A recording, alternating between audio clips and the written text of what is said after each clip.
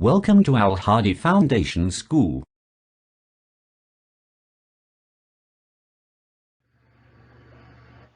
Bismillahirrahmanirrahim. Assalamu alaikum dear students.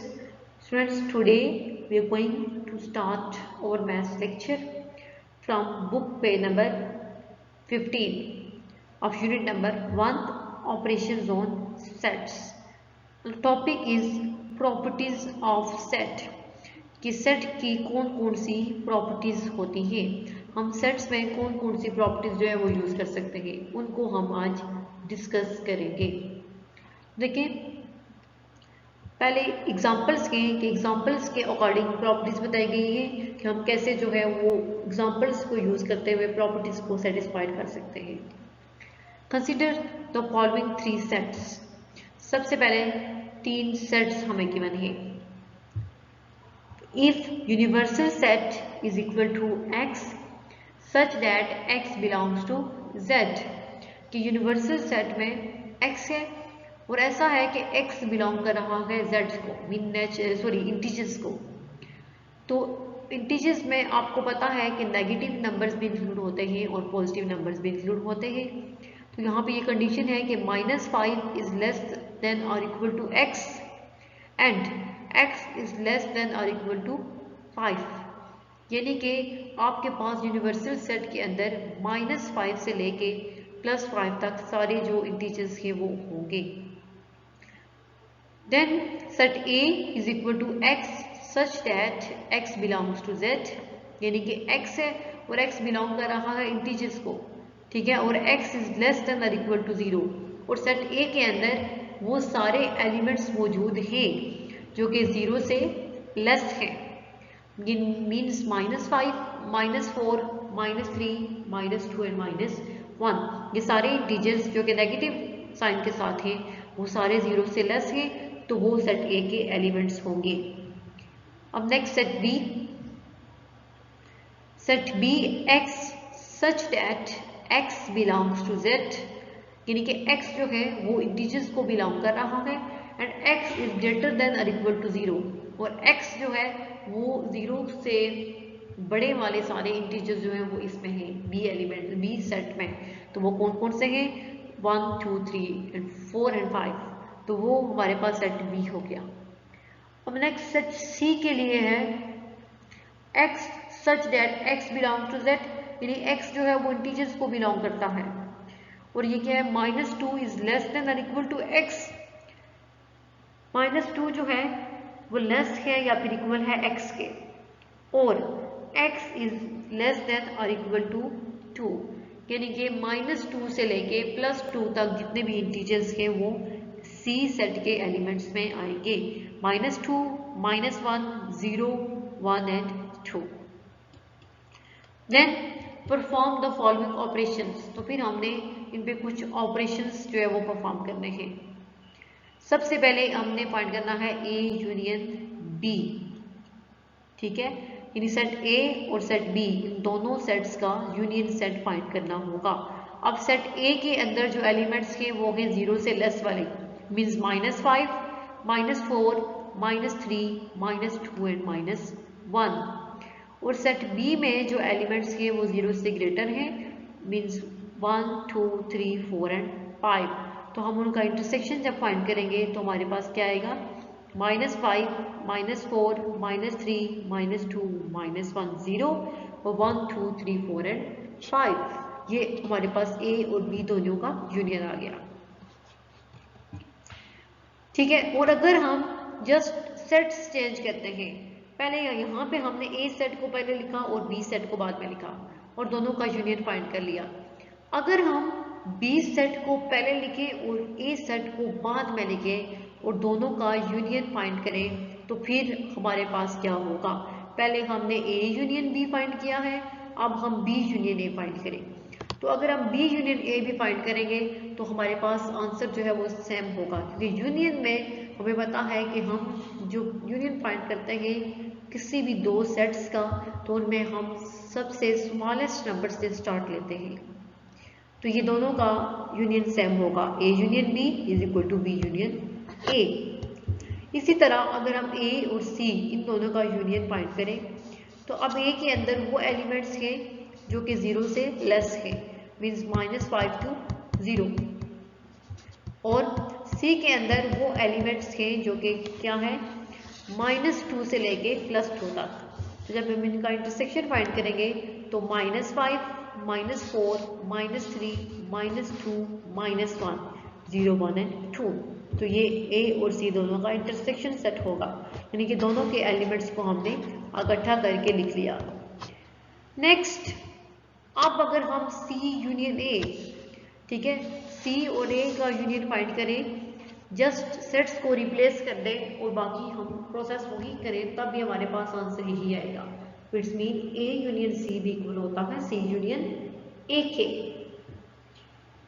अब next है सी union B, कि सी और बी इन दोनों का अगर हम यूनियन फाइंड करें तो बी में हमारे पास वो एलिमेंट्स हैं जो 0 से ग्रेटर हैं, तो 0, 1, 2, 3, 4 एंड 5, और सी में एलिमेंट्स -2 से लेके +2 तक। तो सी और बी का यूनियन हमारे पास होगा -2, -1, 0, 1, 2, 3, 4 एंड 5। ये सी यूनियन बी है। तो अगर बी यूनियन सी फाइंड करेंगे तब भी जस्ट हमने सेट्स को रिप्लेस करना है, बाकी सारा प्रोसेस सेम होगा। तो हमारे पास जो सेट होगा यूनियन सेट वो दोनों का सेम होगा। It's mean C union B is equal to B union C. आप देखें, A union B produces the same sets as B union A, कि जब हमने ए यूनियन बी फाइंड किया तो हमारे पास बिल्कुल सेम सेट हमें प्रोड्यूस हुआ जब हमने बी यूनियन ए फाइंड किया था, यानी कि सेट्स की प्लेस चेंज करने से, उनको रिप्लेस करने से हमारे पास आंसर में कोई भी फर्क नहीं पड़ा। इसी तरह A union C is equal to C union A, और ए यूनियन सी इक्वल है सी यूनियन ए के, and C union B is equal to B union C, और सी यूनियन बी इक्वल है बी यूनियन सी के। Thus इसलिए changing the places of the sets in the union operation give the same union set, कि अगर हम sets की place change करते हैं यूनियन ऑपरेशन फाइंड करने के लिए, ठीक है, तो हमारे पास दोनों दफा आंसर जो है वो सेम होगा। This is called the commutative property of union of sets. तो इस प्रॉपर्टी को क्या कहते हैं, commutative property for union of sets, कि अगर हम दो नंबर्स का यूनियन फाइंड कर रहे हैं, दो सेट्स का, तो जब सेट्स की प्लेस चेंज करेंगे, उनको रिप्लेस करने से भी हमारे पास उनके आंसर में कोई फर्क नहीं पड़ेगा, दोनों का आंसर सेम होगा, तो वो हमारे पास कम्यूटेटिव प्रॉपर्टी होगी यूनियन ऑफ सेट्स के। Now perform the following operations, ठीक है। अब हमने क्या फाइंड करना है, हम यूनियन फाइंड कर चुके हैं, इन्हीं सेट्स के लिए अब हम इंटरसेक्शन फाइंड करेंगे। तो ए इंटरसेक्शन बी, जब इंटरसेक्शन फाइंड करेंगे तो ए और बी का कोई भी एलिमेंट कॉमन नहीं है, क्योंकि ए में सारे वो एलिमेंट्स हैं जो 0 से लेस हैं, मीन -5 to 0, और बी में वो एलिमेंट्स हैं जो 0 से ग्रेटर हैं, मीन्स 1 to 5। तो इन दोनों में का इंटरसेक्शन जो है वो जस्ट 0 आएगा, क्योंकि 0 दोनों में है, इसलिए इंटरसेक्शन में just A intersection B is equal to 0। और अगर हम B इंटरसेक्शन A फाइंड करते हैं, मीन्स सेट B की प्लेस को चेंज करके सेट A की जगह लाते हैं, और सेट A की जगह जो है वो सेट B आता है, तो तब भी हमारे पास आंसर में कोई फर्क नहीं पड़ेगा, आंसर 0 ही आएगा। इसी तरह A इंटरसेक्शन C, अगर हम A और C का इंटरसेक्शन फाइंड करेंगे तो हमारे पास कुछ एलिमेंट्स कॉमन होंगे, क्योंकि A सेट में वो एलिमेंट्स हैं जो 0 से लेस हैं, मीन्स -5 to 0, और C सेट में वो एलिमेंट्स हैं -2 से लेके 2, तो कुछ एलिमेंट्स कॉमन होंगे -2, -1 एंड 0, ठीक है। तो ये A और C का इंटरसेक्शन सेट होगा। इसी तरह C और A का इंटरसेक्शन भी ऐसे ही फाइंड करना है, तो उसका आंसर भी होगा -2, -1 और 0। तो A intersection C is equal to C intersection A। अब नेक्स्ट है C इंटरसेक्शन B कि अगर हम C और B इन दोनों का इंटरसेक्शन फाइंड करते हैं तो C सेट के अंदर जो एलिमेंट्स हैं वो है -2 2 +2 और B सेट के अंदर एलिमेंट्स के 0 to 5, तो हमें कॉमन क्या आएगा 0 1 एंड 2, तो ये इसका इंटरसेक्शन होगा। इसी तरह B इंटरसेक्शन C का आंसर भी होगा 0 1 एंड 2, दोनों के एलिमेंट सेम होंगे। A intersection B produces the same set as B intersection A कि A intersection B ने भी सेम सेट प्रोड्यूस किया है जब हमने B इंटरसेक्शन A फाइंड किया है। तो A इंटरसेक्शन B और B इंटरसेक्शन A में कोई भी फर्क नहीं है, दोनों का आंसर सेम है। सिमिलरली इसी तरह A intersection C is equal to C intersection A, इसी तरह A इंटरसेक्शन C भी इक्वल है C इंटरसेक्शन A के, और C intersection B is equal to B intersection C, तो C इंटरसेक्शन B जो है वो भी इक्वल है B इंटरसेक्शन C के। Thus changing the places of the sets in the intersection operation gives the same intersection set। तो इसलिए अगर हम दो सेट्स के का इंटरसेक्शन फाइंड करने के लिए उनके सेट्स की प्लेसेस को चेंज भी करते हैं तो हमारे पास दोनों दफा सेम इंटरसेक्शन सेट आएगा। This is called the commutative property of intersection of sets. तो इससे कहते हैं कि ये जो है वो सेट्स के इंटरसेक्शन की कम्यूटेटिव प्रॉपर्टी है कि अगर हम उन सेट्स की प्लेस चेंज भी करते हैं तो हमारे पास उनके इंटरसेक्शन या यूनियन में कोई भी फर्क नहीं पड़ता। तो ये जस्ट हमने commutative property of union of sets and commutative property of intersection of sets को डिस्कस किया है।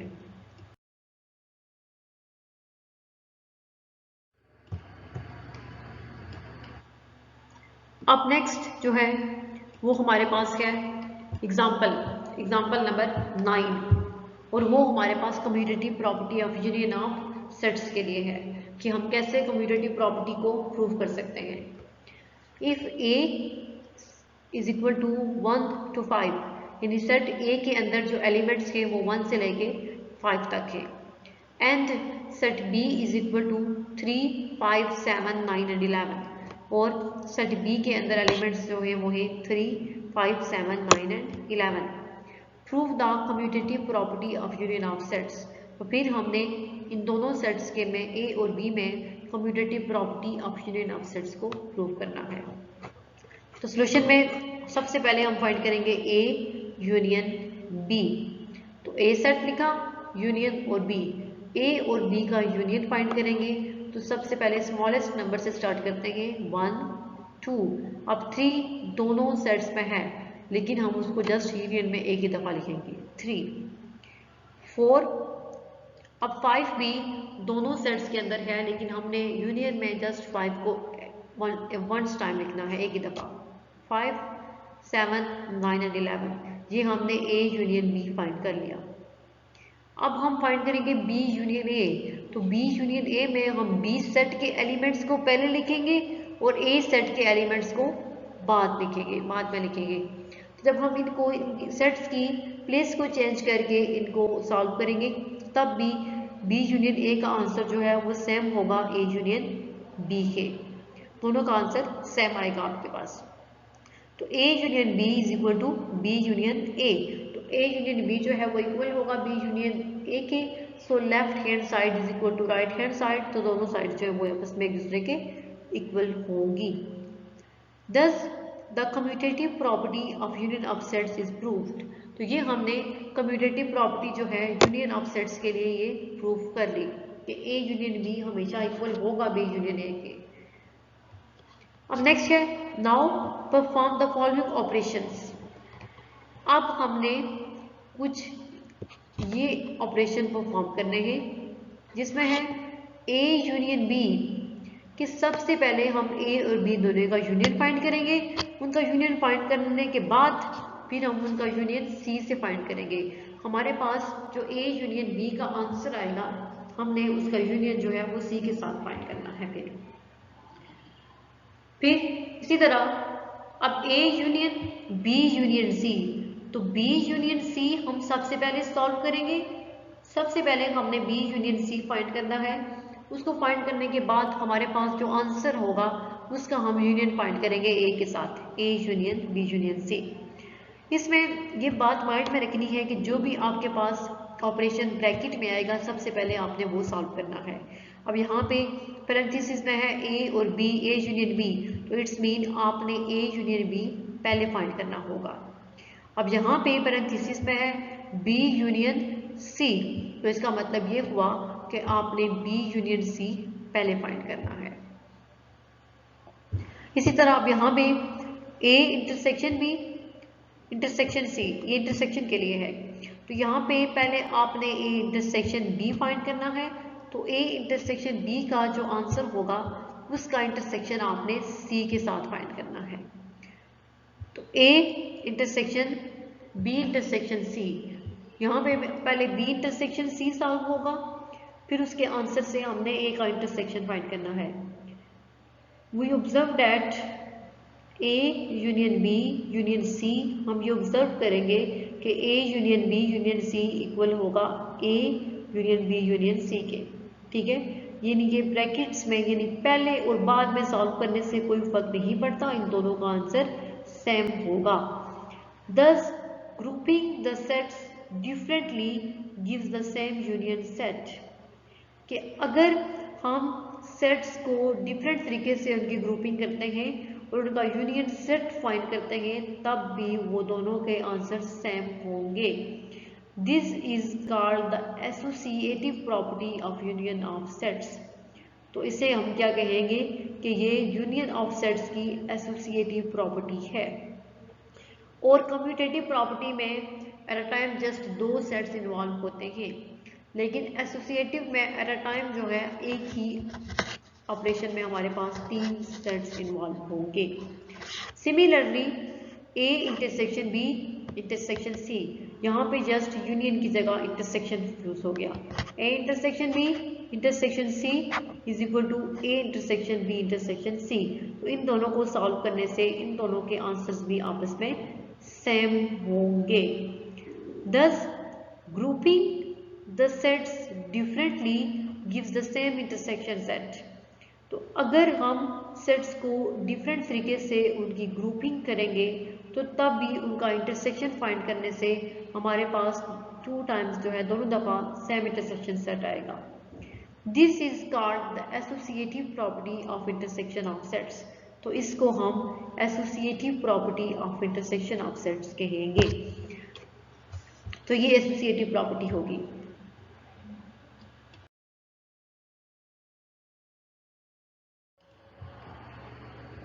अब नेक्स्ट है एग्जाम्पल नंबर 10। ये एग्जाम्पल जो है ये associative property of intersection of sets के लिए है। तो देखिए इसमें set A is equal to 2, 4, 6, 8 and 10, ये सेट ए के एलिमेंट्स हैं। सेट बी 3, 6, 9, 11 एंड 15, ये सेट बी के एलिमेंट्स हैं। और सेट सी के एलिमेंट्स के 5, 10, 15 and 20। Then prove the associative property of intersection of sets. तो फिर हमने इन तीनों सेट्स में associative property intersection of sets के लिए प्रूव करनी है।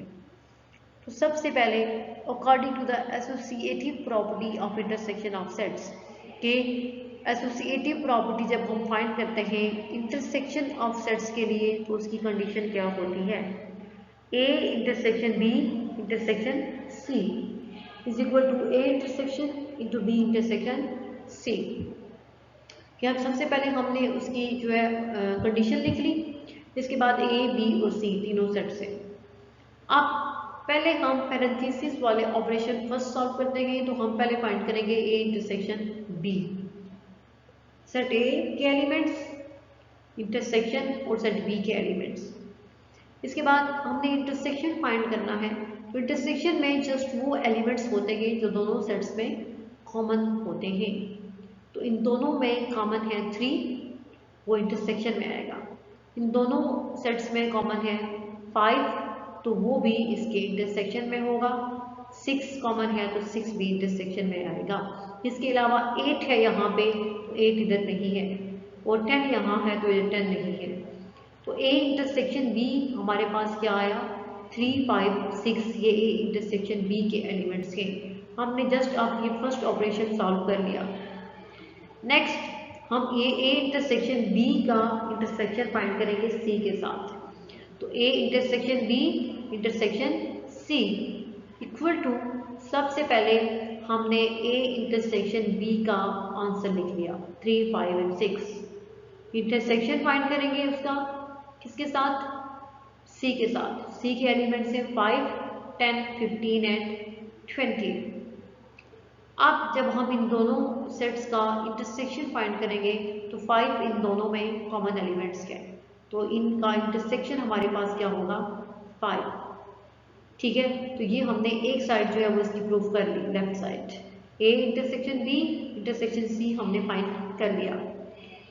अब राइट साइड पे है पैरेंथेसिस के अंदर बी इंटरसेक्शन सी, तो बी इंटरसेक्शन सी हम पहले फाइंड करेंगे। सेट बी के एलिमेंट्स इंटरसेक्शन एंड सेट सी। अब बी और सी में कॉमन एलिमेंट्स जो है वो हमने चेक करने हैं। तो यहाँ पे बी सेट में है 5 कॉमन और यहाँ पे भी 5 है। 15 दोनों में कॉमन है, तो 5 और 15 जो है वो बी और सी का इंटरसेक्शन सेट होगा। अब हमने बी इंटरसेक्शन सी ये फाइंड कर लिया। नेक्स्ट हम फाइंड करेंगे ए इंटरसेक्शन बी इंटरसेक्शन सी।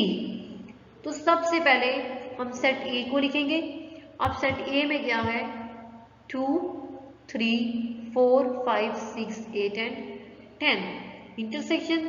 इसके बाद बी इंटरसेक्शन सी, तो बी इंटरसेक्शन सी का हमारे पास जो सेट है वो क्या आया है, इंटरसेक्शन सेट 5 एंड 15।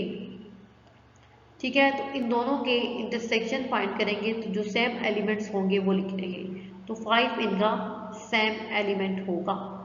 ठीक है, तो ये हमने फाइंड कर लिया A intersection B intersection C और A intersection B intersection C. तो जब अलग अलग ग्रुपिंग हुई है इसमें हमने पहले ए इंटरसेक्शन बी फाइंड किया, लेकिन इस वाले में हमने पहले बी इंटरसेक्शन सी फाइंड किया, लेकिन फिर भी दोनों का इंटरसेक्शन सेट सेम है।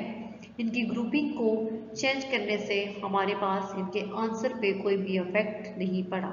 तो left hand side is equal to right hand side. Thus, the associative property of intersection of sets is proved। तो ये हमने associative property intersection of sets के लिए प्रूव कर ली।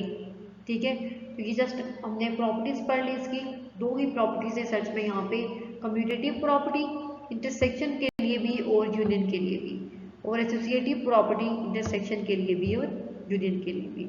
नेक्स्ट लेक्चर में इंशाल्लाह हम एक्सरसाइज 1 स्टार्ट करेंगे। अल्लाह हाफिज।